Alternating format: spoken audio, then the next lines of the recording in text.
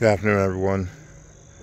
I'm going to do a quick update to what we got going on in our builds in the MJX world.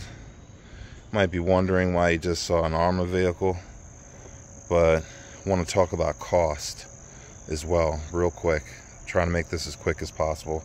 So this is our Citroen build that we had before. See, this is a little bit different now. This got DJI Cadix FPV system on there. It also has a larger X-Team 2860 motor.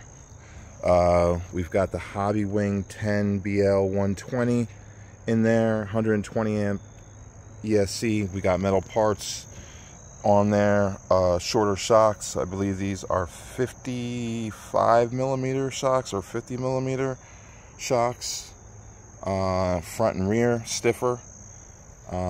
Lowers the car, and we're running our Radio Master ELRS receiver in there.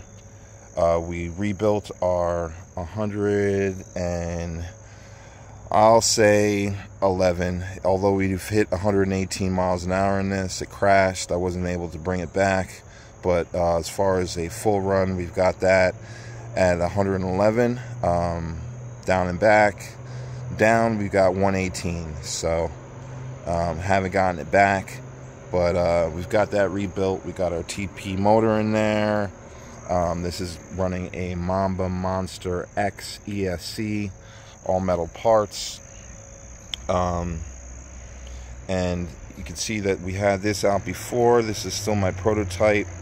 Some differences. What I did with this is I put a full-size servo in there.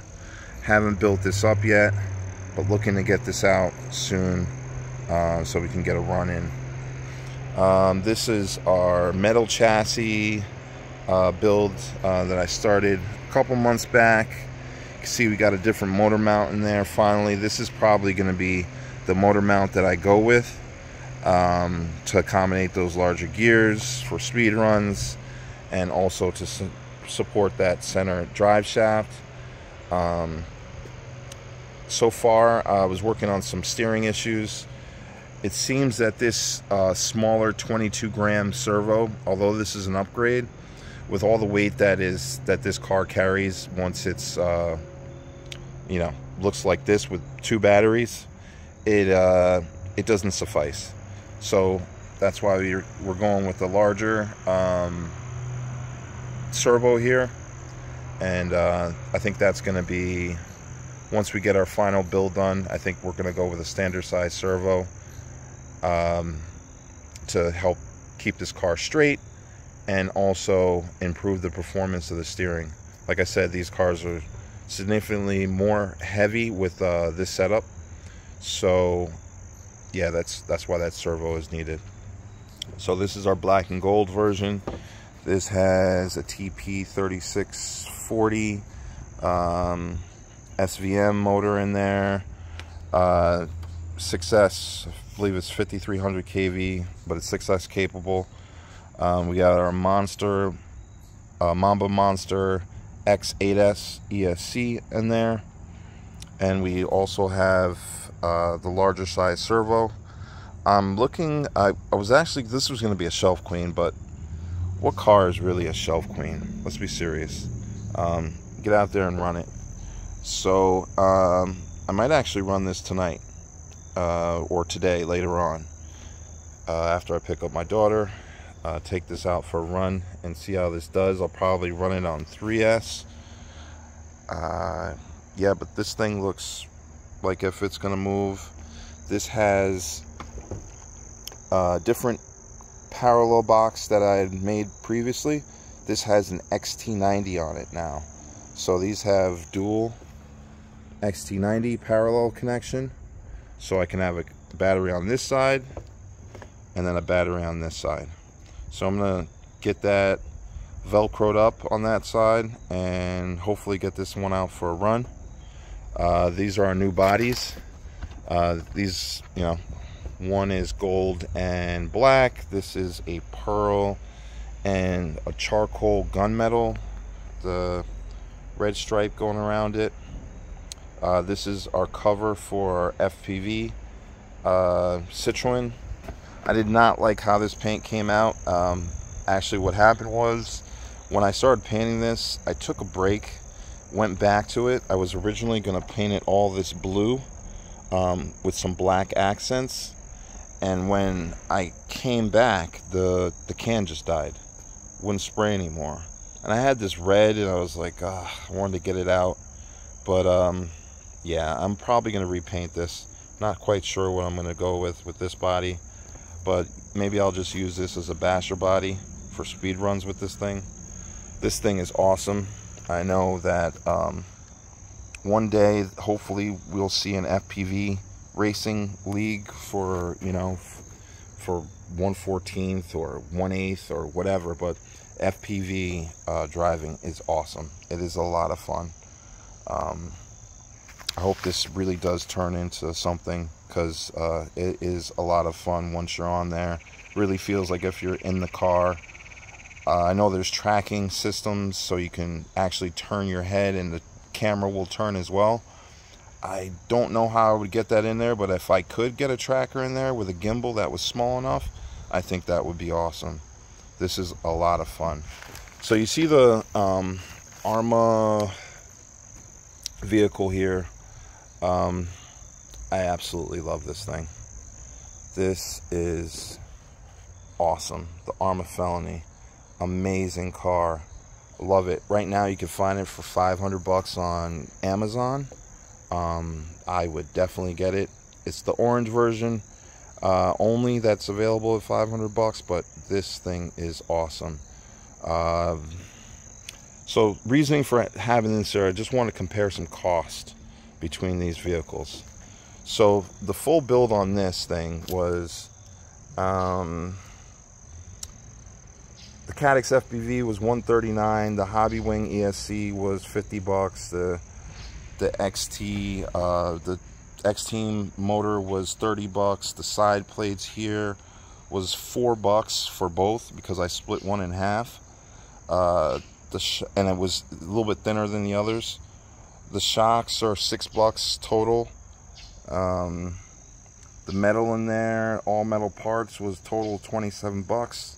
The foam tires are $26, all four. And the gear that's in there, which is a 33 tooth pinion, is $3. So the total build on this is $370. And it is 1,000,000% worth it. Awesome. It's amazing. I love this. Compared to this, obviously it's not going to compare to that, but actually speed wise, this little thing is actually faster than this Felony stock. I had this in the first model that did 89 miles an hour, and this whole power setup, so you can expect about, you know, 80 to 90 miles an hour in this little thing, and it is super stable. The only thing I don't like about this, the 14301, 302, and 303 model, is the width of the chassis. I wish it was a little bit wider. This does tip over. I don't know if it's exactly the scale, but that's my only gripes with this model. If I were to speed run this, I would probably widen out the arms and use the arms from the 14, 210, and 209 series to speed run this thing. So this 100 mile an hour build is got some TP parts in it as well. The Mamba Monster X was 150. The TP motor was 90. The front plate here, because this wasn't a complete plate, was $14. The servo was $13. The gyro in there is a Dumbo RC gyro in there, and we've got that for $15. The metal set total was $50 for the front arms and the towers and everything. $50. The shocks were $6 total. The truck was $150. The foam tires, 2016 Corrali. So total $528. So again, this car, you know, compared to this, which is $500, this would be $528. But this is actually faster than this. And to tell you the truth, I've crashed this again at 118 miles an hour, 93 miles an hour, 85 miles an hour. I've crashed this thing over and over and over again at super high speeds, and it's done nothing but, you know, maybe crack the front bumper, and that's really it. This is my favorite car, period. It just does 100 miles an hour. I put two 4S batteries in it, parallel, and I put it on the road, and it just does 100 miles an hour. Just amazing, absolutely amazing. I know there's been some questions about how I eliminated the steering slop. The steering slop actually comes from, a lot of it comes from other components around this steering assembly.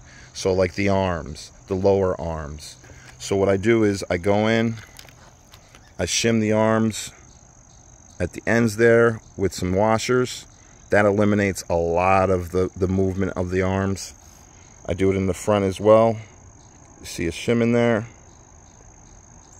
And that's how I get a lot of the shims. I also shim the wheels on the inside of the nuts here, closest to the CBD, where the CBD comes through. The C-cup, I'll shim that as well. Shim all these. And then, if I got a lot of movement here, I'll shim these upper arms as well. You can get you can get plastic shims or plastic washers off of Amazon, AliExpress, 2mm, 3M, 2M, and you get them in a set. And you just get them, and you just get them down in there, in between that little spacing right there. You do not want these upper arms to move. You can see that on this model here, I have some movement. You do not want that. All right, so on with that. So that one totaled $528. This carbon build, let's go over this real quick. Carbon parts total, because this was a total carbon plate, $29. The servo was $44. This one was actually $44. This was a little bit more expensive, but this was $44. The TP motor is a $200 motor, so it's a little bit more expensive. The gears in total were $14. The metal parts on here were a total of $65, because this includes this front metal bumper, which I don't like, to tell you the truth. I think I'm going to swap all these over back to the composite, just for durability. The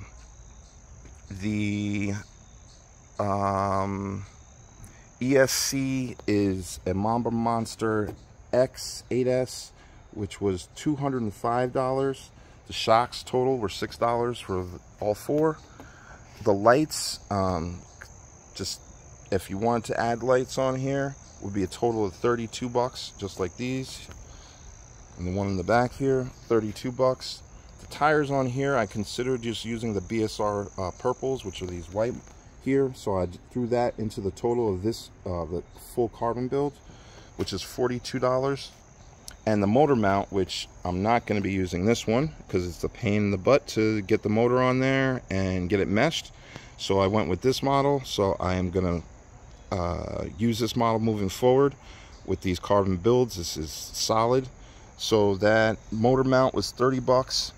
The truck itself was $150, which brings this total build to $817.